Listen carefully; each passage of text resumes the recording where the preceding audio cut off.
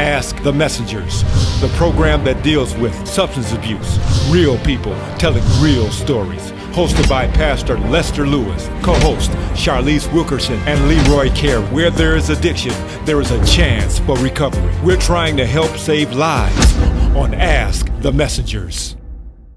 My drug of choice was crack cocaine. Alcohol. And what's your clean date? September 3rd, 2019. April 6, 2009. Welcome to Ask the Messengers. I am Lester Lewis, your host. Ask the Messengers TV show is all about helping save lives. And on our show, we want to bring you the best in resources so that you can understand the disease of addiction. With us today is Donald Osterwin Jr. He is the founder of Safe Step Communities. Can you tell us the purpose behind Safe Step Communities? Safe Step Communities was designed and created for people that are in recovery that have went through treatment and need more time. And we found that people that would go through treatment like your 21-day or 2-week program, and they go back to the old communities and they would end up relapsing because they're surrounded by all the old stuff that made them relapse in the first place. So what we did is we opened up a recovery house. And in the vision was to actually have a recovery community where there'd be many houses, which is what we've accomplished. The whole idea is to have them come in and take as much time as they need to build their resources, their recovery contacts, all the things that they need in order to keep going in their recovery and to make it stronger. We found that people needed approximately about a year. Sometimes we had people that stayed here because they found their purpose. They would be a monitor or become part of the infrastructure of the organization, and this is what they loved to do, and this is what they did. So it was designed primarily to assist people to acclimate them into society to where they didn't have to go back to their old environments and they could create new environments with the resources they needed for jobs and education and all the things that they needed in order to move forward in their endeavors in their life. That sounds awesome. Now, you also have Beginning Step. Yes. And also Safe Step. Can you tell us what those two things do? How is it? How does it work? Well, Safe Step is a recovery community. It's we have 22 houses that are treatment oriented, and then we have probably 50 or more that are not, that are more just living in the community. The idea is that the Safe Step Communities is designed as a housing community where you come in and when you first come in, you come into like a step one house, and the step one house has a lot of structure and it's a lot of accountability. And then you move into a step two, which is less structure, less accountability. Then you move into a step three, where you might have overnight guests. Then you would move into a step four, where you're actually in your own home and you're running a home, and you may take care of the utilities, you may not. And then, of course, step five is home ownership, where we help people get homes. So now you said when we talked earlier that you were successful in taking someone who was homeless to becoming a homeowner. Yes. Can you talk about how that program works? That was amazing. It was the whole idea is that taking somebody from the street that's never owned a home and getting them to the point where they actually are purchasing their own home and being able to live in the surroundings they want to live in.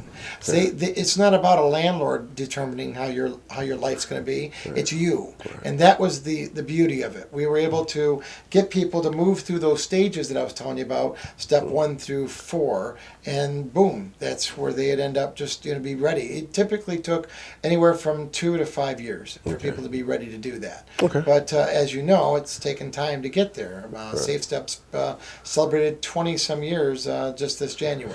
That's awesome. Now you have a lengthy resume. We don't have to get into all of that, but I hear the passion that you have, and you also talked about your staff and how passionate they are as well. Can you talk about how this is not just a one-man operation? I got to tell you that I really believe that I was created to help those that suffer, and that's what I do. I take the population that suffers the most and try to be the voice for those people. And by doing the right mission, when you do what you're supposed to do, you know what? The people come. They really do. I am blessed with an amazing staff. I have a clinical director that's amazing. You'll be meeting her later. And Sherry is our administrative director, and Scott, the financial director. We have an amazing group of people, Linda, and so many different people that come together to to make this what it is. I mean, they once asked, can you teach someone to counsel, teach someone to care?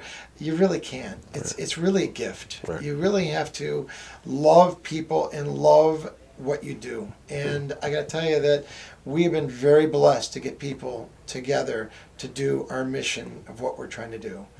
Beginning Step was created because there was a lot of people that no one would take.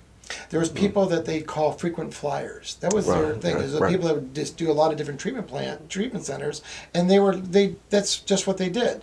There were some people that had diagnoses that were very challenging, you know, borderline, bipolar, you know, and they're like, oh, I don't know if we can take them. Beginning Step was created to take the people that nobody else would take. You come here and you get your opportunity, and we will love you till you love yourself. Okay. And that's basically what it was about. So Don, can you tell the audience about what are the requirements to get into your program? Well, number one, you have to have an SUD, substance abuse issue, and if you have a co-occurring issue, that's fine too. We do take Medicaid, Medicare, and of course personal private pay.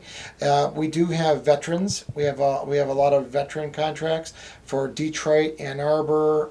If you're a veteran, we have the homeless grants. We have SUD housing grants, things of that nature. Safe haven. We do a lot of that kind of stuff for the veterans to help them. So if you have, and if you don't, if we can't help you, we can get a place for you to get help. So don't think that, well, is this the door that can happen? This is the door that will open the door to wherever you need to go.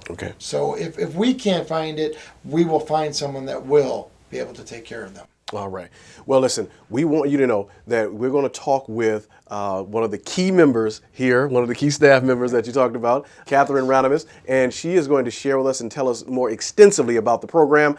But listen, don't go anywhere. But before we do that, we want you to hear some real people sharing some real stories. I was missing holidays. I was missing your birthday parties. I had no will to be around anybody, actually. I was just isolated myself and drank and lost everybody for a brief period. I couldn't stop using crack cocaine, so I had a suicide attempt. After the suicide attempt is when I found Beginning Step, and I started my recovery. It was the first time I had come into treatment. I engaged with a 12-step program, did everything they had asked me to do, and so far it's working. I took a bottle of Xanax and 10 Soma, and I ended up just waking up in my house. I didn't have to go to the hospital. I was very confused, of course, but it scared me enough to find treatment. A friend of mine had come actually through Beginning Step, so this is where I came. I wasn't sure where to go for treatment, so I started out in a psych hospital, a crisis center. And then I was blessed enough to come into treatment here. It was time. It was time. I was sitting there with the 5th of vodka, and it was Labor Day at like 10 o'clock at night. I couldn't do it anymore, and I made that phone call and begged for help, and then called my mom and asked her if she would take me first thing in the morning to a recovery center, and that's exactly what happened. It was the best thing I ever did. Welcome back to the show. Again, I'm Lester Lewis, your host. We are on location today at Safe Step Communities, and we just got finished talking with Don Osterwin, and he has been sharing what their program is all about. But I'm here with the real boss now. I'm here with Catherine Radamus, and she is a clinical director here at Safe Step. Can you tell us what is your role? What do you do here? Well, I am one of the co-founders of the Beginning Step program, which is our treatment program. We have intensive outpatient and outpatient services. Some of our intensive outpatient piggybacks with the Safe Step program, and they live in that housing while they're in the intensive outpatient program. So I'm responsible for making sure we've got interesting group material. I interview and hire the staff who provide the individualized treatment sessions, because when the clients are here for IOP, they do 4 or 5 hours of group. They also get individual counseling. We like to make sure to explain what is IOP. What is IOP? Many of our listeners don't know what that is. Okay. IOP stands for intensive outpatient. Okay. It's a level of care that's below residential. So they live off-site in the houses that SafeStep owns, but they come to this building for treatment 5 days a week, 4 days a week, or 3 days a week, depending on what level of IOP they're in. And so during the time that they're in this building, they are attending group sessions, and then at least once a week, if not more, they have an individual session with their primary counselor. They can also meet with our peers that do groups and one-on-one sessions. They also meet with case management. Case management does a great job of helping them find housing post-treatment if they need to go somewhere after finishing this program. They help them with writing resumes and employment, and they work with MRS, Michigan Rehabilitation Services. We bring them in so that clients who are ready to step out into the work world are able to do that. Now, you shared at the beginning that you were one of the co-founders. Yes. Can you tell us about what it was like at that table as you guys were writing this program? Well, it was very exciting. The 4 directors and the intake coordinator would get together on Thursday evenings after our full-time jobs, and we would talk about what we wanted to accomplish. Don and I had a lot of experience from a previous treatment center we had worked at, and we knew what we liked and what we didn't like. We wanted to institute some things here, like allowing clients, if they do relapse during their free hours when they're not in the treatment activities, there's no need to make them go away. We decided that we needed to work with them. If they came to us and said, I messed up, you know, I feel really bad, I want treatment, I want to get better, then they should stay. And then we would do things to help them stay better. We'd give them a little bit more accountability, put them on a buddy system and things like that. It's also said that relapse is part of recovery. Absolutely. Okay, can you speak to the how many, I guess you can't put a number on it, but is it the norm that relapse happens? Well, my statement always is relapse is a reality, relapse is a possibility. It's not a requirement, but it really does happen. Yeah, a large percentage. Most of the time, the people who end up and are entering our doors have a long history, and they've got many treatment centers they've been in, and they have relapsed. And we like to take that and have them pull out what worked, because they all had some period of recovery. They were all successful in some way when they left their previous treatment center, and then what went wrong, to help them really identify what were the barriers, their triggers, what were the things that they quit doing that had been working, and bring that awareness up and help them deal. I mean, we have a lot of people who have immense amounts of trauma, and so we have a lot of therapists who will help them to begin to process and work through that. Because we have a relatively lengthy program, they can do the IOP for 6 weeks. Then if there's opening, we have a recovery housing program where they stay for 4 months rent-free. And during that time, they are getting employed, they're finishing up if they want to go to school, they're planning for independent living when they leave our program. So is it fair to say that you're helping them to learn how to live? Absolutely. And that's why our peer program is so important, because they really relate to the peers who say, look, been there, done that, went through treatment, went through recovery housing, stayed sober, got a job, learned a trade, whatever it was, the peers really help them. And the peers can look at them and say, hey, you're on the wrong track, buddy. Bring it back. The professionals have to be professional. Now, you know. You talked about the staff and that you hire most of the individuals. How important is it for them for the culture that everyone have that same heart? Because again, as we've been talking, you guys seem like a family here. Well, how yes. important is that? Yes, we are definitely a family here. We have a lot of people We have an amazing intern program where we bring students from the various colleges around here. And we have 4 interns come back and want to work here because they like the culture here. They like what we stand for. They like the things we've put into place, that they get to develop longer term relationships with their counselor, with their clients. We don't make them change counselors. If they come in at IOP and work with a counselor for the 4 to 6 to 8 weeks that they do IOP, when they transition to outpatient, we don't make them start all over again with another counselor. We adjust workloads here for our staff so that they can continue to maintain those long-term relationships. We'll have clients who are here for years. You know, we've got people who will continue to stay. Even when they locate and get in the independent housing, they want to come back, they want to stay connected. Well, that's wonderful. So what would be the greatest takeaway that you've had by being here? What has happened that has you just said, I'm so glad I'm doing this? The people who come back and say thank you. They say, you guys made a difference. You cared, other people haven't cared.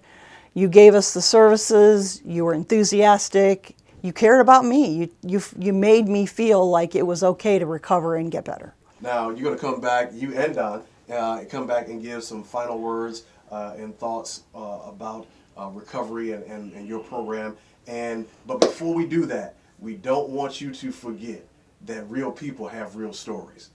We're back here at Safe Step Communities, and I've been sitting and talking with Catherine Radamus. She is the clinical director. Any final thoughts as we head to the end of the program that you may want to speak to our audience? Really, the core of what Beginning Step and Safe Step Communities is about is that we believe recovery is possible. We believe it works. We have success stories, and that is everybody's mission. Now, we're also going to bring back Don, and he's going to, I know that you're the boss, but you got to bring the title boss in, and he's going to share some final thoughts as well. All right. Now, Catherine, the real boss, just left, but the boss title and the one who is in control of all things here, Don, would you like to share some final thoughts with our audience? Few things. One is I wanted to express that the reason Beginning Step was really conceptualized is because it was terrible that people would relapse, and what would they do? They'd throw them back out in the street and say that, you know what, they just weren't ready. Really, that wasn't the case at all. It's that's when they needed it the most, is when they relapsed. So we decided that we were going to redefine what relapse actually meant. Relapse meant that, okay, it's a lesson. We've learned something. Now let's learn not to do that next time. Another thing that we did that treatment centers weren't doing is they said that, you know, people have to come into the treatment center in order to be intaked. We went and we got them and picked them up and brought them in. We took them from the crack houses. We took them from the places they needed to be to get them into treatment because they had no resources. When you have addiction, you deplete everything you have, and you have nothing. So just to make that phone call is a big deal. So once they make that phone call and that lifeline connection, we take it from there and make sure we bring them in. And we know about shame. We know that's the basis of this disease. Therefore, we try to take the component of shame away so that they can then thrive and live. Right. So another aspect that she spoke about is the counselor, the same counselor. I mean, it's a lot to actually share your story and just share what went through you, all the trauma and the things that actually happened. And you build a connection because that's intimacy. So that's why we keep the same counselor to make it easier throughout your whole stay. So you don't have to redo that. A lot of the treatment centers say, well, you're done with this stage, now you go to this one, you got another counselor. Then you're done with this stage, you go to another counselor. We wanted to keep the consistency so they felt comfortable, because the more comfortable you are, the more you'll get in depth with where you're at, and the stronger and the better you'll become. And that is recovery, folks.